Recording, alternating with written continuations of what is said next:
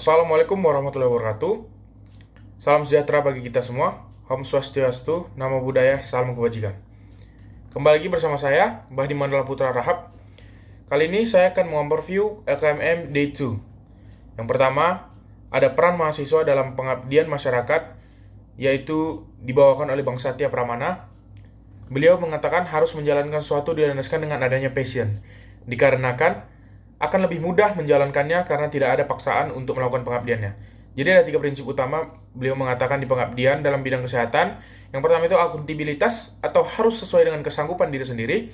Lalu yang kedua partisipasi, harus ada ketertiban minimal 2 orang. Lalu yang ketiga tidak ada diskriminasi. Lalu selanjutnya materi peka pola berpikir dan berpikir kritis, yaitu disampaikan oleh Dr. Teguh Avandi Nugraha. Jadi peka pola berpikir dan berpikir kritis saling berkaitan. Inti dari berpikir kritis adalah tidak begitu saja menerima atau menolak sesuatu, tidak begitu saja menerima apa yang ada. Lalu, kenapa kita harus perlu berpikir kritis? Jadi, kualitas hidup kita dan apa yang kita hasilkan, kita buat atau bangun bergantung pada kualitas pikiran kita. Pikiran yang sembrono berisiko biaya yang besar, baik uang maupun kualitas hidup yang rendah. Berpikir kritis membantu kita menghasilkan pikiran yang cermat dan relevan. Apa yang kita harapkan dari berpikir kritis? Yaitu mampu berpikir secara jernih atau clear, mendalam dan tuntas, mampu menentukan masalah yang ada di sekitar, mampu menentukan alternatif solusi bagi masalah, serta mampu menyelesaikan masalah.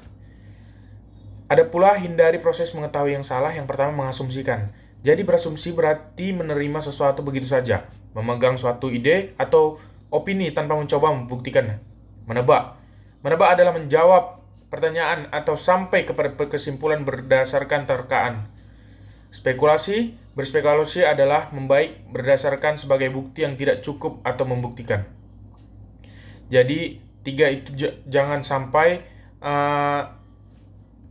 hindari proses 3 yang tadi tersebut.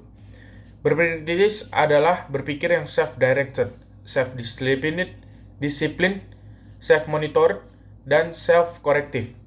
Berpikir kritis mengendalikan kesediaan untuk mengikuti arahan yang sesuai dengan standar kesempurnaan dan pikiran yang awas dalam melakukannya.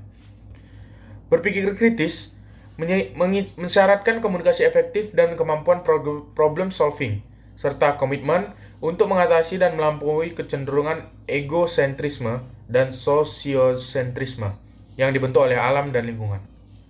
Baik, kita lanjut ke materi berikutnya, yaitu The Secret to Being Busy but Fun and Productive, yang dibawakan oleh Abangda Febrian Rizky Arilia. Konflik atau percecokan atau perselisihan. Jadi, dari itu pula manajemen berasal dari bahasa Prancis kuno, manajemen yang memiliki arti seni melaksanakan dan mengatur. Kata manajemen mungkin berasal dari bahasa Italia, maneggiare, yang berarti mengendalikan, yang terutama dalam konteks mengendalikan kuda. Yang berasal dari bahasa Latin manus, yang berarti tangan. Bahasa Prancis selalu mengadopsi kata ini dari bahasa Inggris, menjadi manajemen yang memiliki arti seni melaksanakan dan mengatur. Ada pula 4 hal menentukan kesuksesan, yaitu knowledge, skill, relation, and IQ. AQ. Ada 2 faktor yang meraih suatu kesuksesan, yaitu internal yang terdiri keinginan versus kebutuhan, prinsip atau pendirian versus what people said, itikat baik versus feedback negatif, dan egois versus masalah lainnya. Dan terakhir, faktor eksternal yang terdiri atas keluarga, kelompok, teman dekat, angkatan, pacar, dan dosen, dan lain sebagainya. Lalu kita masuk ke materi terakhir, yaitu urgensi dan manajemen organisasi yang dibawakan oleh Abangda Muhammad Fahriza Winalda Nasution, Sarjana Kedokteran.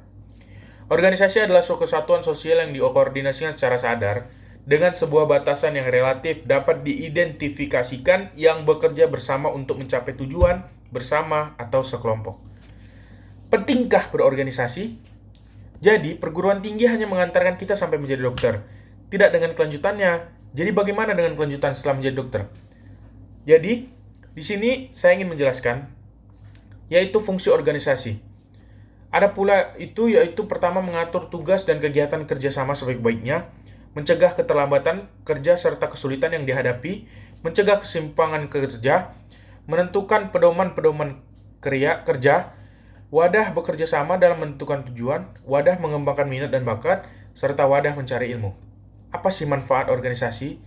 Jadi saya berakumulasi ada dua manfaatnya, secara langsung dan tidak langsung. Yang pertama secara langsung, itu bisa kita dapatkan yaitu belajar berkomunikasi efektif, belajar manajemen tim, organisasi, dana, waktu, dan lain-lain, belajar mengenal kepemimpinan, belajar bersosialisasi, belajar public speaking, belajar bekerja sama, belajar bersikap dan beradab, belajar berpikir kritis, dan menganalisa sebagai tempat sarana dan mengembang diri.